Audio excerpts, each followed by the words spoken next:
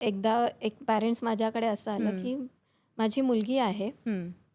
चॉकलेटचं अख्खं पॅकेट हवं असतं आणि मॉलमध्ये घेऊन नाही दिलं, की ती तिथे लोळते, झोपते, रडारड करते आणि आमच्याकडे काही पर्याय राहत नाही. हां.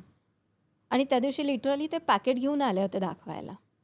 हं. मग तिला सांगितलं, म्हटलं, "हे पॅकेट आणलंय ना, नको असताना मग तुझ्या फ्रेंड्सला सगळं द्यावं लागेल हं. क्लासमध्ये."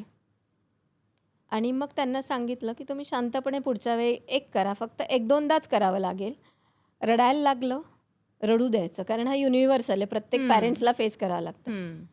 ठीक आहे, तुझं रडून झालं, ओरडून झालं, आम्ही इथे थांबतो. हं. तुझा सगळा कार्यक्रम झाला, की आम्हाला सांग, मग आपण घरी जाऊ.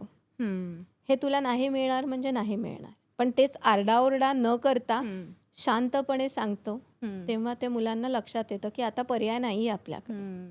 आणि जेव्हा आपण मुलांशी बोलतो, तेव्हा आपण एनर्जी ट्रान्सफर करत असतो. हं. तुम्ही चिडून आरडाओरडू करून जर मुलांशी बोललात, तर तुम्हाला रिप्लायही तेच येतात. बरोबर, पण बरोबर. ते त्याच गोष्टी अत्यंत शांतपणे सांगितल्या, की हं. त्यांना लक्षात येतं शांत आहे म्हणजे हं. यांच्यावर काही परिणाम होणार नाही आहे. हं. कारण ते आपल्याला ह्या पॉइंटला चिडवून नेतात, की आपण हं. शेवटी म्हणतो, "जाऊ दे, कटकट करू नको, पण तू हे घे." हं.